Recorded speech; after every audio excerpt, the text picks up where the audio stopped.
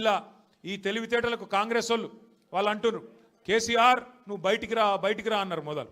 ఇది కేసీఆర్ గారు పాపం ఆయన పాటికి ఆయన పొలం కాడ పని చేసుకుంటుంటే నువ్వు రా బయటికి అన్నారు. మొన్న వచ్చి ఏం చేసిండు పాపం సారు, ఒక ప్రెస్ మీట్ పెట్టిపోయిండు, మీటింగ్ పెట్టి ప్రెస్కు మాట్లాడిపోయిండు.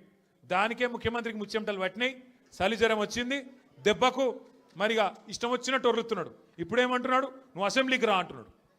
బయటికి వస్తే గీడికి వస్తేనే తట్టుకోలేకపోయినావు, నువ్వు అసెంబ్లీకి వస్తే ఆయన గుండాకి సస్తావు, గుండాకి పోతాడు.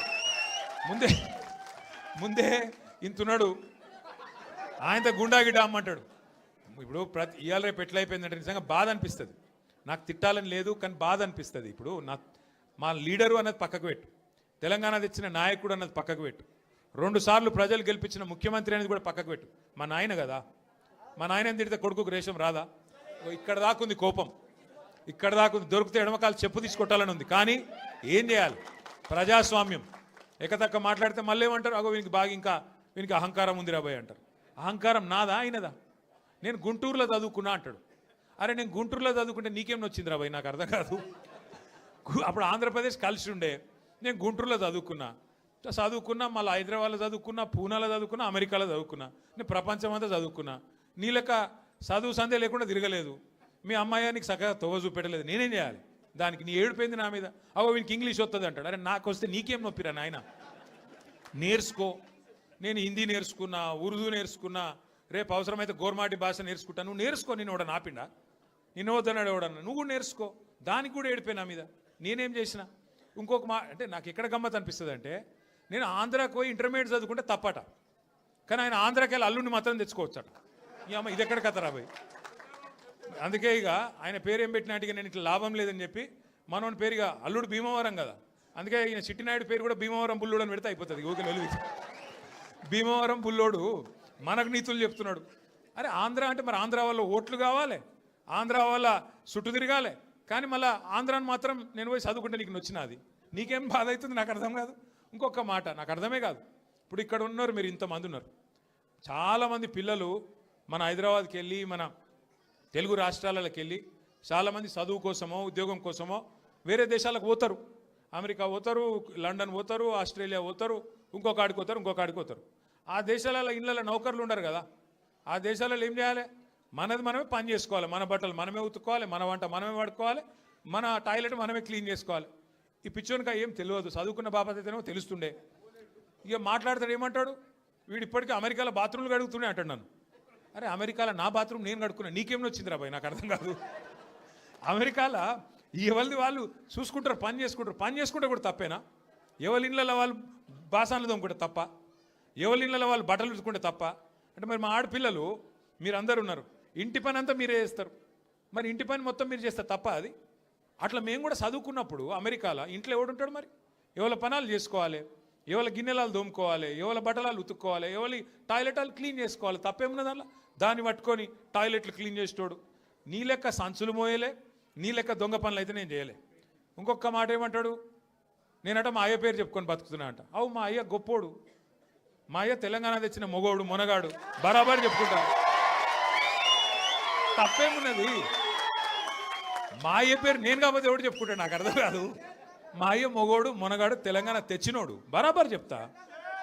మరి నేనేమంటున్నా, నువ్వు సకటి పనులు చేస్తే నీ పిల్లలు కూడా నీ పేరు చెప్పుకుంటారు. నువ్వు లుచ్చ పనులు చేసినావు అనుకో, నీ మన్మడు కూడా నీ పేరు చెప్పుడే గాలంగా మన్మని అని చెప్పుకోడు. మంచి పనులు చేయి, నీ పేరు కూడా చెప్పుకుంటారు. నీలాగా దొంగలకు సద్దులు కట్టుడు, బ్యాగులు మోసుడు, వాళ్ళ సంకల్ నాకుడు, ఢిల్లీకి పేమెంట్ కోటాలో పైసలు చంచుడు, గవి మాతో కావు.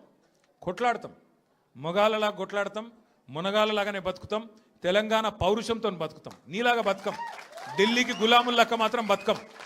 ఢిల్లీకి సంచులు మోసుకుంటా, ఢిల్లీలో పోయి బీజేపీలతో రాసుకొని పోసుకొని తిరుక్కుంటా, జడ్జీల కాళ్ళు పట్టుకుంటా, అయ్యో నన్ను కేసుల లోపల నుక్కకుర్రి అని చెప్పి డైవులు కొట్టుకుంటా, గా బతుకు అవసరం లేదు. బతికిన నాళ్ళు దర్జాగా బతుకుతాం, చచ్చినప్పుడు కూడా రాయలుగా చచ్చిపోతాం. అంతేగాని ఇట్లా చిల్లర పనులు చేయం. మీకు దయచేసి నేను ఒకటే కోరుతున్నా, ఆయన మళ్ళా అంటుండు కేసీఆర్ నట ముఖ్యమంత్రి కానియాడంట.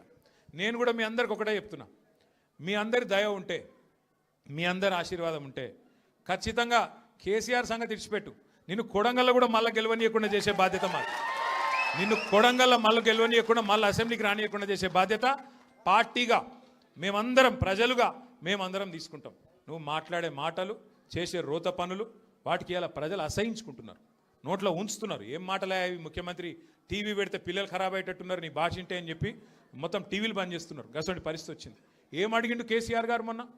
ఏమయ్యా పాలమూరు ప్రాజెక్ట్ని ఎందుకు పండబెట్టినావని అడిగిండు. ఏమైందయ్యా 8 నెలలు అయింది, డీటెయిల్డ్ ప్రాజెక్ట్ రిపోర్ట్ కేంద్ర ప్రభుత్వం నరేంద్ర మోడీ వెనుకకు పంపిండు, నీకు సిగ్గులేదా ముఖ్యమంత్రి? అది వెంటనే మళ్ళా పంపి 90% పనులు పూర్తయిన ప్రాజెక్టు ఇంకొక 10 పైసలు పెడితే అయిపోతుంది చేసి మరి ఆ పాలమూరుకు నీళ్ళు అన్నాడు. తప్ప కేసీఆర్ గారు అన్నది? దానికి సమాధానం చెప్పే తెలివి లేదు, పిచ్చి మొరుగుడు మొరుగుతూ ఉన్నాడు. అట్లాగే కేసీఆర్ గారు ఏమన్నారు? కృష్ణా జలాల్లో అన్యాయం చేస్తున్నాడు నరేంద్ర మోడీ, భారతీయ జనతా పార్టీ ఖచ్చితంగా వాళ్ళని ఎదుర్కోవాలా, కొట్లాడాలా ఢిల్లీలో. ఏం చేస్తున్నారు నీ ఎంపీలు అని అడిగిండు. బీజేపీ ఎంపీలను అన్నాడు, కాంగ్రెస్ ఎంపీలను అడిగిండు. దాంతో ఇలా వాళ్ళకి సమాధానం లేక, సమాధానం చెప్పే తెలివి లేక ఇలా నోటికి వచ్చినట్టు మాట్లాడుతున్నారు. ఇంకొక మాట ఏమన్నాడు కేసీఆర్ గారు? ప్రజలను నువ్వు మోసం చేసినావు, 6 గ్యారంటీలు అన్నావు, నెలకు 4,000 పెన్షన్ అన్నావు, తులం బంగారం అన్నావు, ఆడపిల్లలకు నెలకు 2,500 ఇస్తా అన్నావు, అన్ని 100 రోజుల్లో ఇస్తా అన్నావు, ఎప్పుడు ఇస్తావు? 2 ఏళ్ళు అయింది కదా అన్నాడు. తప్ప కేసీఆర్ గారు ప్రధాన ప్రతిపక్ష నాయకుడిగా ప్రజల తరపున ప్రశ్నించుడు తప్ప? ఇవన్నీ అడిగితే ఆయనకు బూతులు వస్తున్నాయి, కోపం వస్తున్నది. ఆయన రియల్ ఎస్టేట్ వ్యాపారానికి, ఆయన భూముల కుంభకోణానికి, ఫ్యూచర్ సిటీ పేరు మీద చేస్తున్న డ్రామాకు కేసీఆర్ గారు బలమైన వాదనతోని ప్రజలను మళ్ళొక్కసారి లేపి బయటికి తీసుకొస్తే ఆగమైతుంది బతుకని చెప్పి ఇష్టం వచ్చిన తిట్లు తిడుతున్నావు. మనం పట్టించుకునే అవసరం లేదు. మనం స్పష్టంగా ఒకటే పని చేసుకుంటూ పోదాం. ఎన్నిక ఏదైనా రేపు కార్పొరేషన్ ఎన్నిక వస్తుంది. హైదరాబాద్ను 3 ముక్కలు చేస్తారట. హైదరాబాద్ కార్పొరేషన్ 3 ముక్కలు చేస్తారట. చేసి 3 కార్పొరేషన్లు చేస్తారట. ఎన్ని కార్పొరేషన్లు చేసినా ప్రజలైతే గాలే కదా, ఓట్లు వేసేది మీరే కదా. మీకు అందరికీ ఎవరు మంచో ఎవరు చెడో మీకు తెలుసు. అందుకే 24 డివిజన్లు అవుతున్నాయి శేర్లింగంపల్లి నియోజకవర్గంలో. అది ఏ కార్పొరేషన్లకు పోయినా గెలిపించే బాధ్యత మీరు తీసుకోండి. గట్టిగా కష్టపడదాం. ఈ ఒక్క సంవత్సరం 2026 ఒక్కటి గట్టిగా కష్టపడితే ఇక 27లో దాదాపుగా ఎలక్షన్ వాతావరణం రాని వస్తుంది. 3 ఏళ్ళు పూర్తయిపోయినాయి అంటే ఎలక్షన్ వాతావరణం, అసెంబ్లీ ఎలక్షన్ వస్తుంది. మళ్ళీ తిరిగి కేసీఆర్ సార్ను మళ్ళీ తిరిగి తెలంగాణ రాష్ట్రానికి ముఖ్యమంత్రిగా చేసుకునే టైము తొందరలో వస్తుంది. కాబట్టి దయచేసి ఇంతకంటే ఎక్కువ నేను చెప్పను. మీరు చాలా దూరం నుంచి కష్టపడి, నేనే అక్కడికి రావాల్సి ఉండే, फिर भी आप इतना दूर आए, हमारे बहनों से भी